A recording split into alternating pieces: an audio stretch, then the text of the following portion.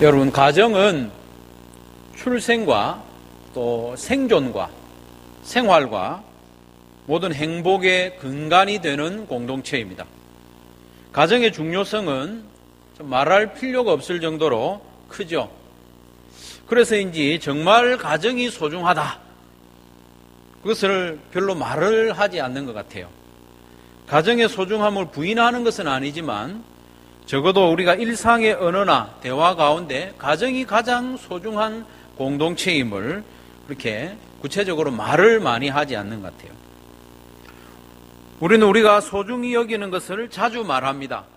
그 사람이 자주 입에 올리는 그것이 그 사람의 관심사이고 그가 소중히 여기는 것이죠.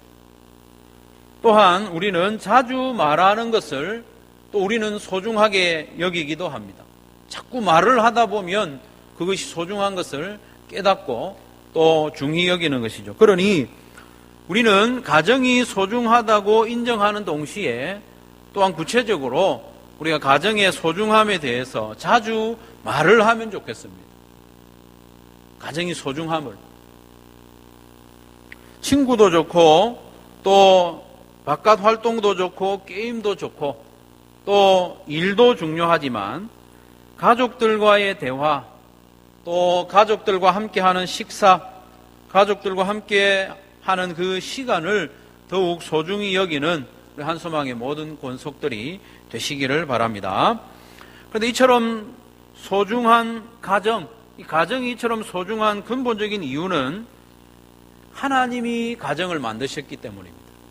하나님이 만드셨기 때문에 이 가정이 소중한 것이죠. 하나님이 만드신 것 가운데 어느 것 하나 소중하지 않은 것이 없지만은 가정은 특별히 소중합니다. 하나님의 창조의 정점에 이르는 것이 이 가정이기 때문에 가정이 더욱 소중합니다. 하나님께서 천지를 창조하시고 맨 마지막에 사람을 만드셨는데 사람을 만드실 때 하신 말씀이 26절에 기록되어 있습니다. 하나님이 이르시되 우리의 형상을 따라 우리의 모양대로 우리가 사람을 만들자. 성삼위 하나님께서 의논하셔서 하나님의 형상대로 하나님의 모양을 따라서 사람을 만드셨습니다. 이어지는 27절에 이렇게 말씀합니다. 하나님이 자기 형상 곧 하나님의 형상대로 사람을 창조하시되 남자와 여자를 창조하셨다고 했습니다. 남자와 여자를 창조하셨습니다. 여러분, 남자만 해도 참 다양하지 않습니까? 성격도 다양하고 키도 다양하고 생김새도 다양하고 재주도 다양하고 어떤 추구하는 그 가치관도 다양한데 굳이 남자와 여자를 만드셨다고 했습니다. 그리고 하나님께서는 아담과 하와 이 남자와 여자를 부부로 짝지어주면서 이렇게 말씀하셨습니다. 오늘 요절 말씀인데 이러므로 남자가 부모를 떠나 그의 아내와 합하여 둘이 한 몸을 이룰지로다 말씀하고 있습니다. 여기서 좀 이상한 면이 없습니까? 하나가 되게 하실 거면 애초에 하나만 만들면 되지 않습니까? 남자만 만드시든지 여자만 만드시면 그게 훨씬 더 쉬울 것 같은데, 그런데 하나님께서는 굳이 남자와 여자를 만드신 후에 둘이 다시 하나가 되게 하셨습니다. 이것이 바로 가정입니다. 하나님은 이런 과정을 통해서 가정을 만드신 것이죠. 하나님이 만드신 가정이기 때문에 소중하기도 하고 또 이 가정은 하나님 창조의 정점이기 때문에 더욱 중요합니다. 흔히들 하나님께서 마지막으로 만드신 것이 사람이다 이렇게 이야기하는데 맞습니다. 사람을 마지막으로 만드셨죠. 하나님께서는 사람, 남자와 여자를 만드신 것으로 창조 활동을 모두 마치신 것은 아닙니다. 남자와 여자를 한 가정으로 세우시고 그들에게 복을 주시고 또 사명을 주심으로써 궁극적인 이 창조가 다 마쳤다고 볼 수 있는 것이죠. 그래서 28절 말씀에 보면 하나님께서 그들에게 복을 주셨다고 했습니다. 복을 주시고 또 사명을 주시는 것을 볼 수 있습니다. 그들에게 번성하여 땅에 충만하라 말씀하시고, 또 하나님께서 주신 권위로 땅을 정복하고 다스리는 그런 문화적인 사명까지 맡겨주셨습니다. 이 모든 것을 하신 이후에 31절 말씀해 보면, 하나님이 지으신 그 모든 것을 보시니 보시기에 심히 좋았더라. 저녁이 되고 아침이 되니 이는 6째 날이라 말씀하고 있습니다. 이 모든 것을 보시니, 이 가정까지 창조하시고 그 가정을 통해서 하나님이 이루실 일까지 맡기신 이후에 이 모든 것을 보시니 심히 좋았더라고 말씀하고 있습니다. 사랑하는 성도 여러분, 가정은 하나님께서 만드신 작품입니다. 남자와 여자가 하나가 됨으로 시작된 이 가정은 천지 창조의 정점인 동시에 이 하나님의 형상을 드러내고 또 하나님의 다스리심을 이 땅에 편만하게 하도록 하신 것이죠. 가정을 통하여 그렇게 시작하셨습니다. 이 소중한 가정을 우리는 더욱 건강하고 아름답게 지켜나가는 우리 온 성도들이 되시기를 간절히 바랍니다. 하나님께서 이렇게 가정을 만드신 데는 크게 2가지 정도의 목적이 있습니다. 첫 번째로는 행복을 위해서 만드셨습니다. 2번째로는 사명을 위해서 만드셨는데 조금 이따가 살펴보죠. 하나님께서는 가정을 만드실 때부터 행복을 위해서 만드셨습니다. 하나님은 이 가정을 통해서 하나님도 행복하기를 원하셨습니다. 그리고 이 가정 안에 있는 가족들이 행복하기를 원하셨습니다. 그리고 이들의 다스림을 받는 자연 만물도 행복하기를 원하셨습니다. 남자와 여자, 아담과 하와를 가정으로 세우신 이후에 하신 말씀을 방금 읽었습니다. 창세기 1장 31절에 보면 하나님이 지으신 그 모든 것을 보시니 보시기에 심히 좋았더라고 했습니다. 조금 좋은 게 아니고 심히 좋았더라고 했습니다. 여기서 좋았더라는 말은 일전에도 한두 번 말씀드린 것처럼 히브리어로 토브라는 단어입니다. 토브라는 단어는 행복하다는 그런 의미입니다. 행복하다. 하나님이 행복해 하셨다는 거예요. 만물을 창조하시고 정점에 가정을 만드시고 그 가정을 복 주시고 사명을 주신 이 모든 일을 마치신 이후에 하나님이 심히 좋아하시고 심히 행복해 하셨다는 것입니다. 삼위일체로 존재하신 하나님께서 남자와 여자가 하나가 되는 그 가정을 만드심으로써 그걸 보면서 행복하셨어요. 물론 하루하루 만드신 모든 것이 하나님 보시기에 좋았고 행복했지만, 하지만 하나님의 형상대로 사람들을 지으시고 하나님의 형상을 따라 이 하나됨, 세 분이 하나로 존재하시는 그 하나님의 모습을 닮은 가정을 보시니 심히 좋았더라 말씀하고 있는 것입니다. 하나님 닮은 가정, 하나님의 형상을 드러내는 그 가정을 통하여 하나님이 더욱 좋아하셨다, 행복해 하셨다, 그 말입니다. 사랑하는 성도 여러분, 우리에게 허락해 주신 이 가정을 화목하고 또 아름답고 행복하게 가꾸는 이 일은 우리 하나님이 좋아하시는 일이고 하나님을 행복하게 하는 일인 줄로 믿으시기를 바랍니다. 이 가정은 하나님을 행복하게 할 뿐만 아니라 아담과 하와 그 자신들도 행복하게 만들어 주었습니다. 하나님께서 심히 좋아하셨고 행복해 하셨듯이 아담은 하와를 보는 순간 행복에 겨워서 노래를 지어 불렀습니다. 창세기 2장 23절 말씀에 보면 아담이 이르되 이는 내 뼈 중에 뼈요 살 중에 살이라 이것을 남자에게서 취하였은즉 여자라 부르리라 말씀했습니다. 이것은 성경에서 사람이 지어 부른 첫 번째 노래입니다. 기쁨의 노래이고 행복의 노래입니다. 가정을 이루게 된 아담이 너무 좋아서, 심히 좋아서 노래를 지어 부른 것이죠. 내 뼈 중에 뼈요 살 중에 살이다. 이 말은 다른 이면적인 의미도 좀 있죠. 뼈라는 것은 강함의 상징이고 또 살은 약함의 상징입니다. 그래서 이 모든 것을 자기가 끌어안겠다는 그런 사랑의 노래이죠. 하나님께서는 우리가 이 가정 안에서 행복하기를 원하시는 줄 여러분 믿으시기를 바랍니다. 성도 여러분, 우리를 행복하게 하는 여러 가지가 있지만 그 행복의 근원은 가정에 있습니다.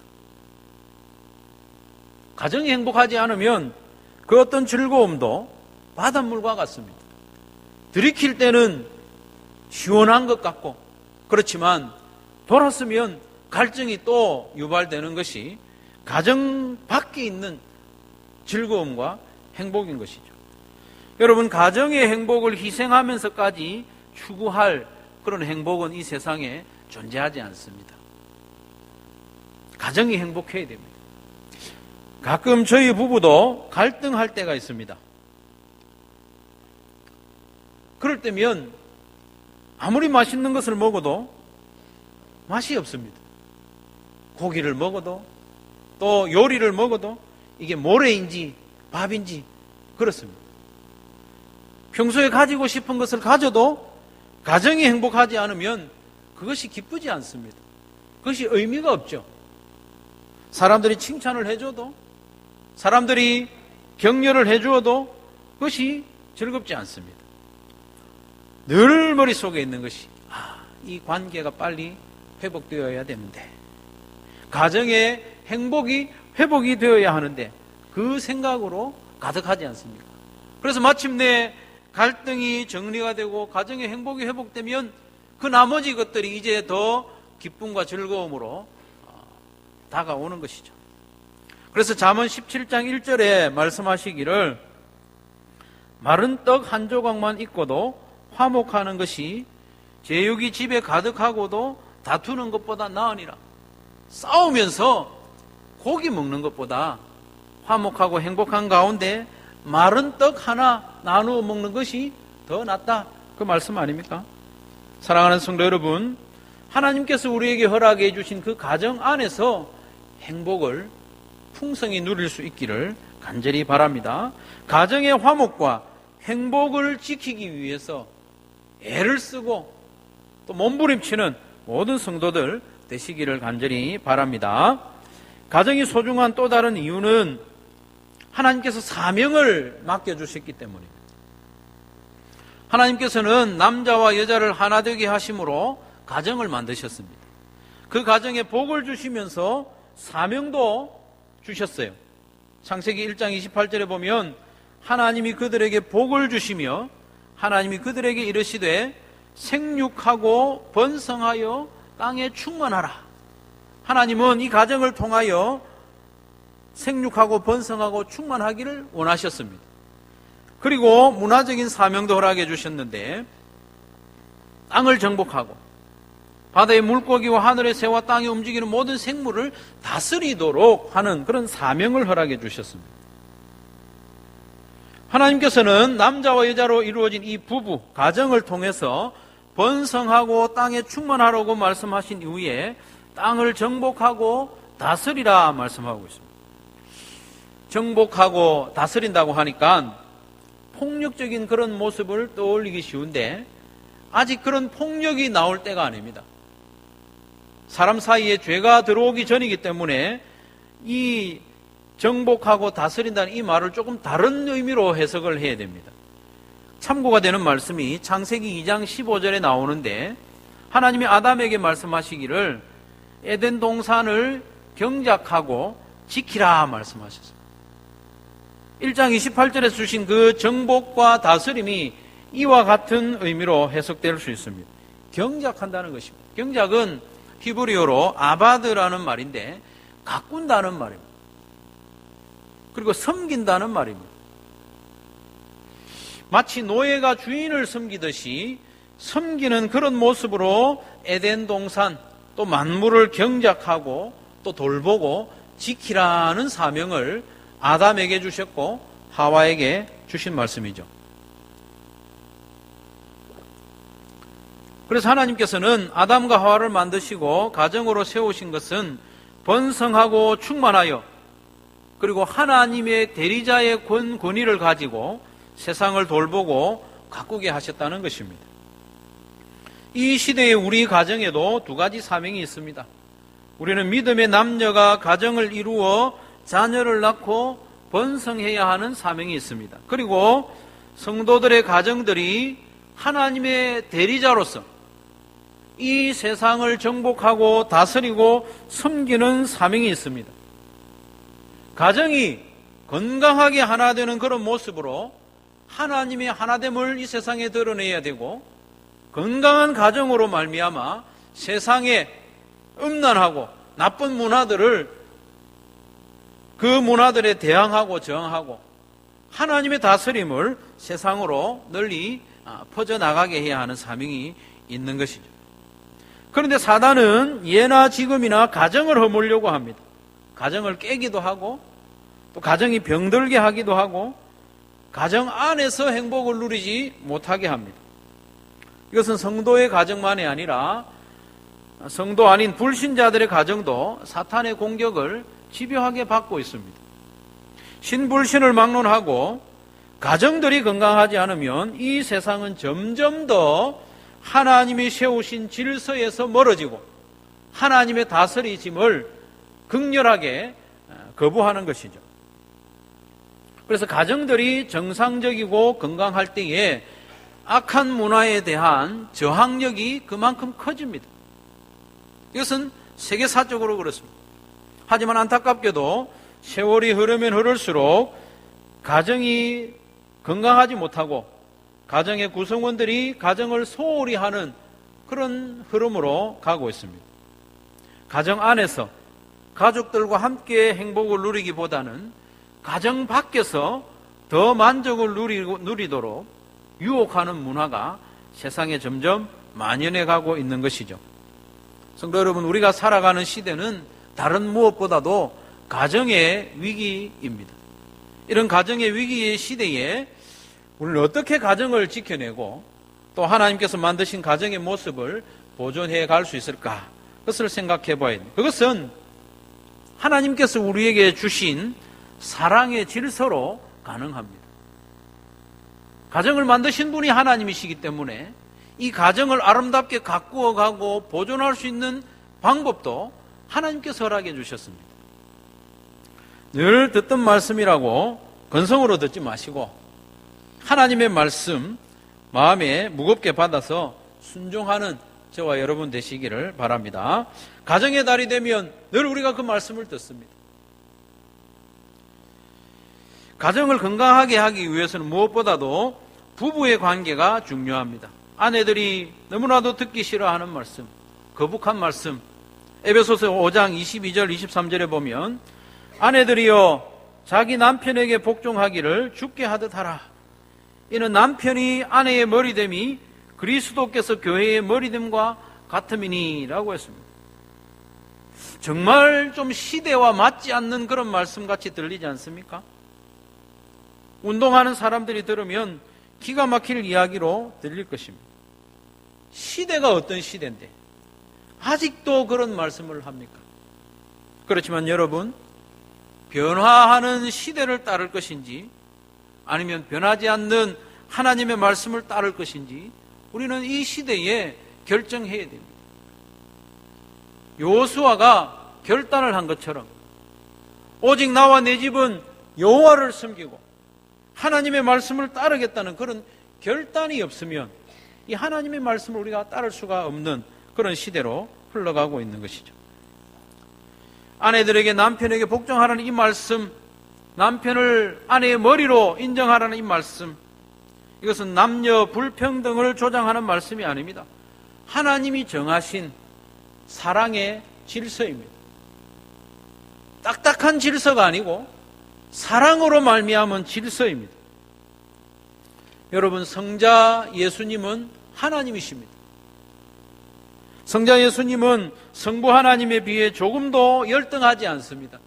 그 능력과 영광에서 성부 하나님과 동등하지만 성자 예수님은 성부 하나님께 온전히 복종하신 것을 우리가 잘 압니다. 십자가에 달려 부끄러움을 당하고 고통을 당하고 목숨을 내어주기까지 성부 하나님께 순종하고 복종한 것을 우리는 압니다. 왜 그렇게 하셨습니까? 사랑 때문입니다. 성부 하나님이 성자 예수님을 사랑하고 또 성자 예수님도 성부 하나님을 사랑하기 때문에 복종하신 것입니다. 마찬가지입니다. 아내는 하나님께서 정하신 이 사랑의 질서를 인정하고 머리된 남편에게 복종해야 됩니다. 남편을 존경해야 됩니다. 이것이 사랑의 질서입니다. 그리고 남편은 아내 사랑하기를 주께서 교회를 위하여 목숨을 내어주신 것처럼 사랑하라고 5장 25절에 말씀합니다. 보통 사랑하는 게 아닙니다. 목숨을 내어주기까지 사랑하라고 하고 있습니다. 사랑할 만해서 사랑하라는 것이 아닙니다. 교회인 우리가 본래 주님의 사랑을 받을 만한 자격이 있었습니까? 십자가에서 자기 목숨을 버리면서까지 사랑할 만한 가치가 우리에게 있었습니까? 전혀 그렇지 않습니다. 남편은 아내를 사랑하되 사랑할 만한 조건이 하나도 없을지라도 목숨을 내어줄 만큼 사랑하라고 말씀하고 있습니다. 그것이 부부가 가정을 지키도록 주신 하나님의 그 사랑의 질서입니다. 아내는 남편에게 복종하고 머리로 인정하고 남편은 아내를 목숨 내어주기까지 사랑하는 것이 하나님께서 주신 사랑의 질서입니다.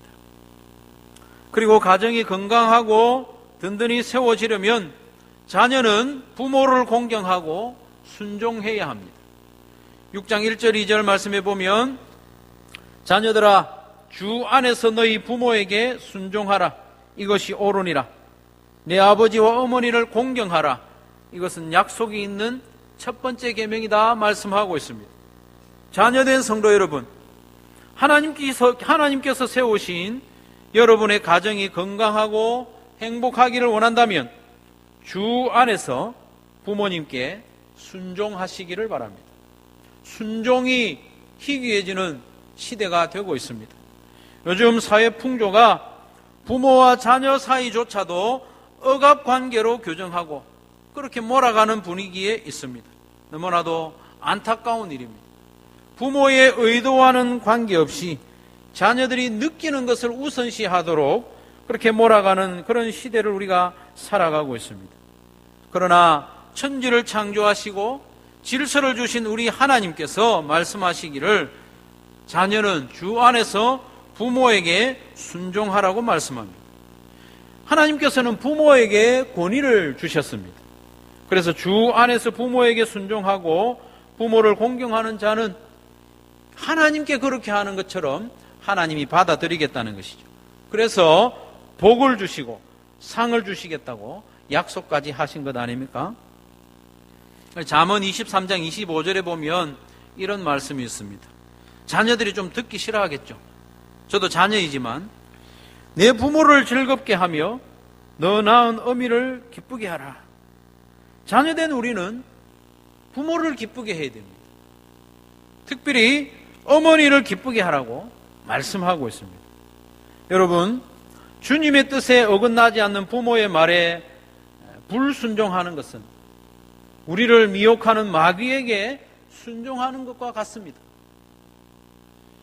부모의 입장에서 이 말씀을 드리는 것이 아니라 하나님의 말씀을 전하는 목사로서 드리는 말씀입니다.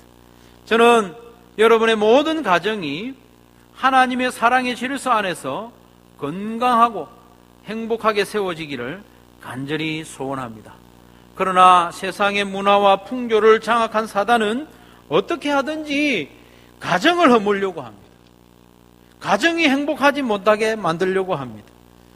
그래서 가정 안에서조차도 사사건건 대립으로 억압으로 착취로 여기도록 그렇게 조장을 해 나가는 것이죠.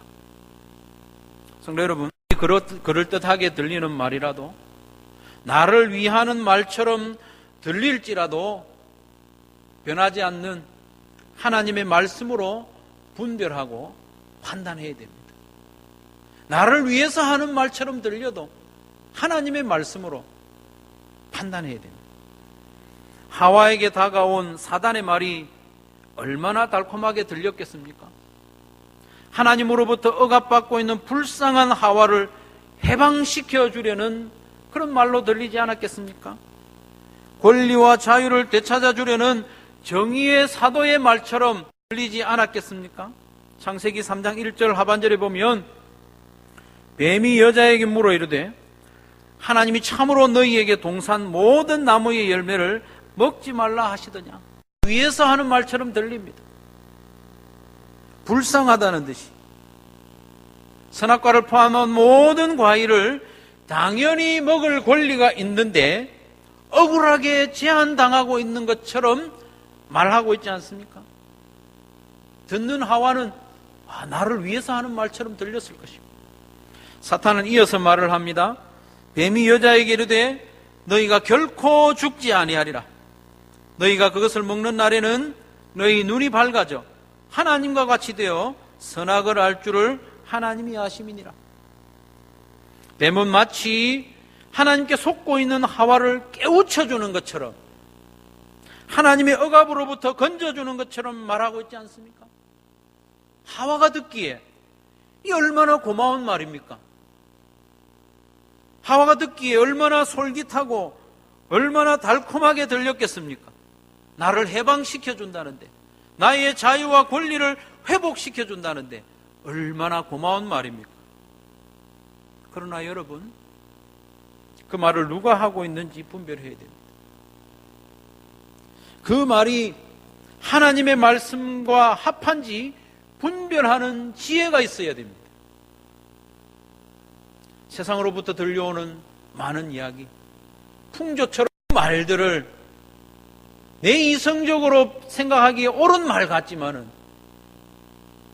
그 말들을 하나님의 말씀에 비추어 분별할 수 있는 지혜가 있기를 간절히 바랍니다. 부모된 성도 여러분, 에베소서 6장 4절에 말씀합니다. 아비들아 너희 자녀를 노엽게 하지 말고 오직 주의 교훈과 훈계로 양육하라 말씀하고 있습니다. 자녀들의 비위를 맞추고 성질을 건드리지 말라, 그런 말씀이 아닙니다. 자녀들을 하나님의 자녀로 인정하고 그들을 인격적으로 대우하라는 말이죠. 가혹하게 대하지 말고 비아냥거리지 말고 또 나이나 성숙도에 맞지 않게 너무 과도한 요구를 하지 말라, 그런 말씀이죠. 그렇다고 자녀들이 하는 대로 내버려 두라는 말씀도 아닙니다. 분명히 주의 교훈과 훈계로 양육하라 말씀하고 있습니다. 이 말씀들에는 혼내는 것이 들어있습니다. 때로는 따뜻하게 위로하고 격려하는 중에 또 때로는 따끔하게 혼을 내면서 양육하라 말씀하고 있습니다. 참 힘든 말씀이죠. 제가 자녀를 양육해 보니까 자녀를 양육하는 것만큼 어려운 일 별로 없는 것 같아요. 여러분은 어떤지 모르지만, 하지만 자녀를 주의 교양과 훈계로 양육하는 것 포기할 수 없습니다. 왜냐하면 자녀들은 가정의 중요한 일원이고 하나님께서 우리에게 맡기신 기업이기 때문에 자녀들의 믿음과 그들의 신앙 인격을 포기하고서 이 가정이 행복하기를 기대하는 것은 대단히 어리석은 일입니다. 힘들고 어려워도 눈물과 사랑으로, 기도로, 말씀으로 인내하면서 자녀를 양육하는 부모들이 되시기를 간절히 바랍니다. 사랑하는 성도 여러분, 가정의 달을 맞이해서 우리가 잊지 않고 기억해야 할 것이 있습니다. 그것은 가정은 하나님이 만드셨다는 것입니다. 하나님이 만드신 가정이기 때문에 소중합니다. 하나님이 만드신 가정, 하나님의 말씀의 원리대로만 세워질 수 있습니다. 그 안에 있을 때에 가정이 행복할 수 있고 이 가정을 통하여 하나님의 형상이 드러나고 하나님의 다스림이 세상 밖으로도 퍼져나갈 수 있을 것입니다. 사랑하는 성도 여러분, 가정을 하나님이 만드신 줄로 마음에 깊이 새기고 이 가정을 소중히 여기되 하나님이 주신 사랑의 질서로 가정을 세워나가는 모든 성도들 가정 되기를 주님의 이름으로 축원합니다.